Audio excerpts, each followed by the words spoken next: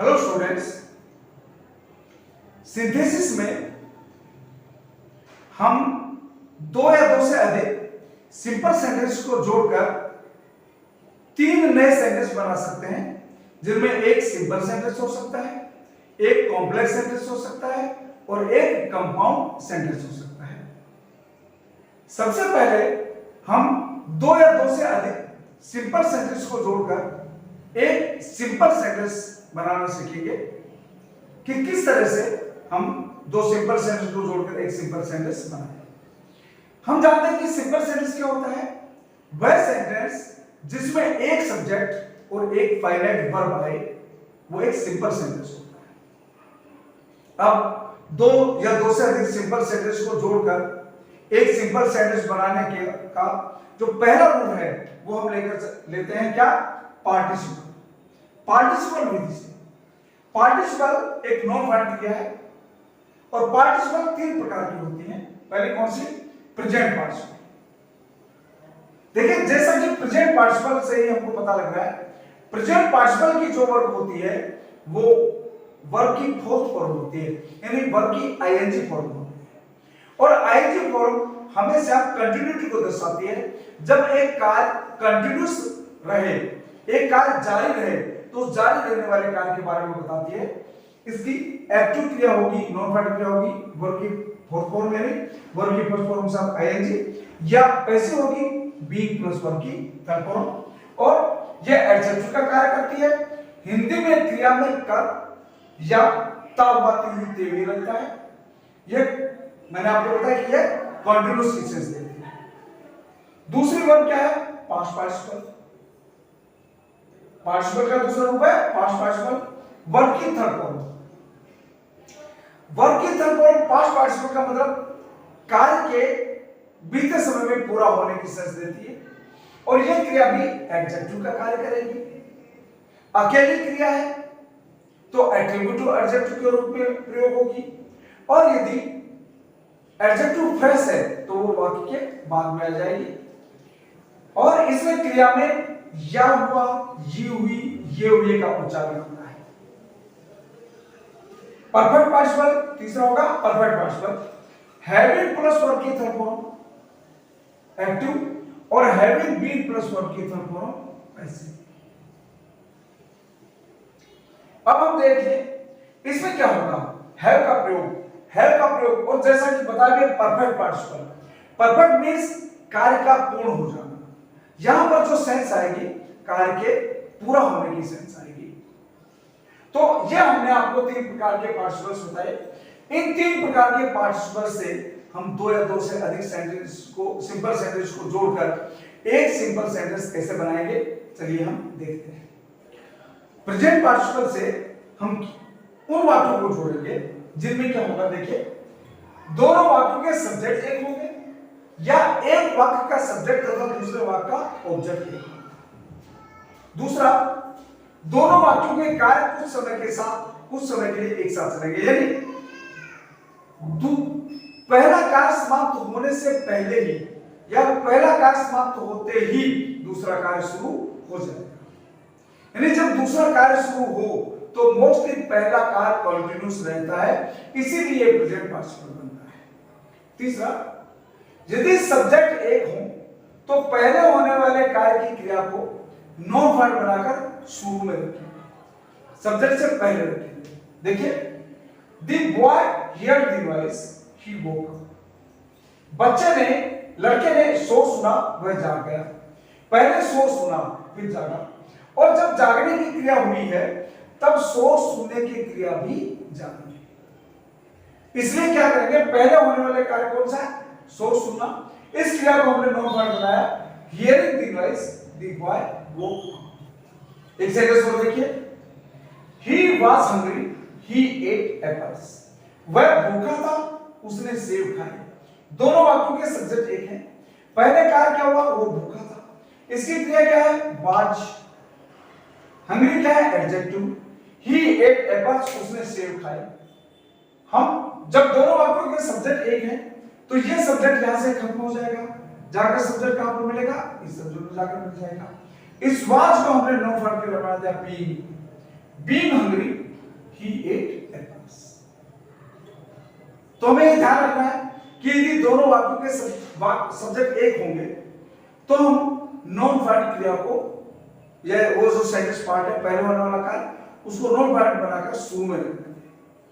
दूसरा देखिए, यदि एक वाक्य का सब्जेक्ट तथा दूसरे वाक्य का ऑब्जेक्ट एक हो तो पहले होने वाले कार्य की क्रिया को नॉन फाइंड बनाकर ऑब्जेक्ट के बाद रखते हैं। यह निश्चित है कि जब सब्जेक्ट ऑब्जेक्ट एक होंगे तो जिस वाक्य का ऑब्जेक्ट होगा वो कार्य बाद में होगा और जिस कार्य में सब्जेक्ट होगा, जिस वाक्य में सब्जेक्ट होगा वो कार्य पहले होगा। जैसे देखिए, I met my friend, he was going to market. अब देखिए ये वाक्य कंटीन्यूअस टेंस में है, पहले से ही कंटीन्यूअस टेंस में है। आई मेट माय फ्रेंड, जब एक वाक्य का सब्जेक्ट और दूसरे वाक्य का ऑब्जेक्ट एक होगा तो निश्चित तौर पर पहले होने वाला कार्य कंटीन्यूअस में ही होगा। अब क्या करेंगे, I met my friend, he was going to market. मैं अपने दोस्त से मिला, वो मार्केट जा रहा था, यानी पहले से वो मार्केट जा रहा था, तो पहले होने वाला कार्य ये हो गया। इसकी क्रिया नॉन फाइंड बनेगी तो ये सब्जेक्ट हटेगा, सब्जेक्ट जाकर फ्रेंड में मिल गया, वाज हेल्पिंग वर्ब ये हट गई, ये गोइंग मेन वर्ब है, ये नॉन फाइंड बन गई। वाज हट गया तो ये प्रेजेंट पार्टिसिपल से अपने आप नॉन फाइंड बन जाएगा।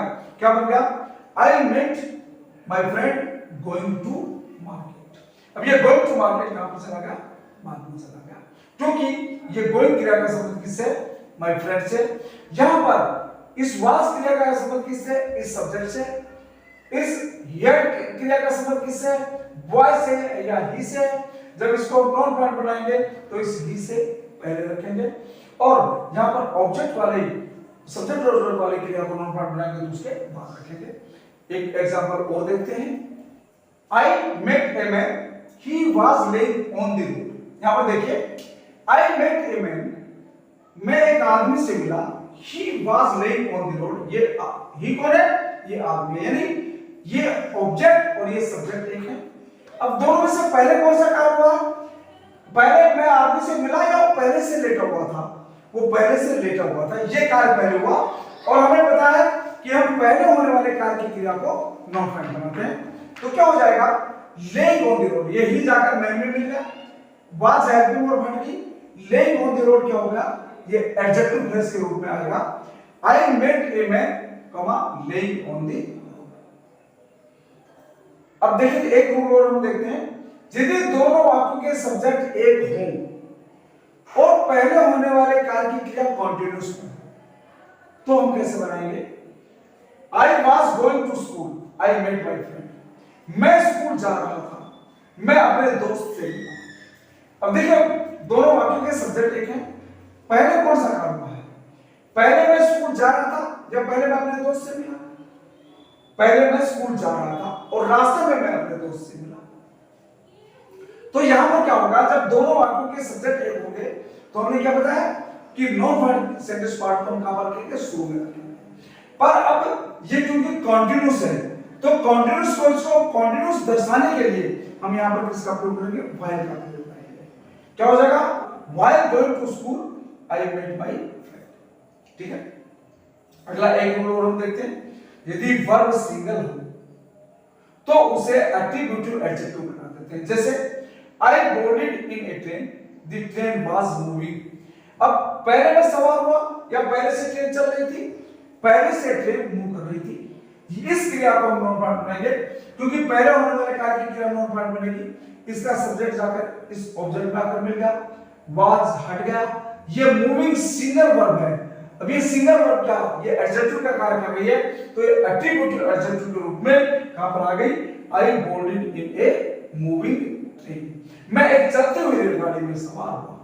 अब इसी सेंटेंस को थोड़ा सा आगे बढ़ाते हैं, I boarded in a train, the train was moving very fast. अब यहां पर क्या आएगा, मूविंग वेरी फास्ट, मूविंग के साथ एडवर्ब भी आ गया जो वर्ब की गति को बता रहा है। तो जब ये वर्ब और एडवर्ब आ गया तो अब ये एडजेक्टिव और एडवर्ब साथ बनकर क्या बन गया, एडजेक्टिव फ्रेज बन गया। और एडजेक्टिव फ्रेज को हम नाउन के बाद रखते हैं, क्या होगा, I boarded in a train comma moving very fast, मैं एक बहुत तेज चलती हुई रेलगाड़ी में सवार। इस तरह से हम देखा प्रेजेंट पार्टिसिपल को हम कैसे बनाते हैं। अब हम आगे देखते हैं हम पास्ट पार्टिसिपल को कैसे बनाते हैं। पास्ट पार्टिसिपल से हम उन दो या दो से अधिक सिंपल सेंटेंसेस को जोड़ेंगे जिनमें देखिए ये बातें होंगी क्या, दोनों वाक्यों के सब्जेक्ट या एक वाक्य का सब्जेक्ट तथा दूसरे वाक्य का ऑब्जेक्ट भी होगा, यानी दोनों वाक्यों में एक नाउन के बारे में बताया जाएगा। दोनों कार्य पास्ट में समाप्त हो गए होते हैं।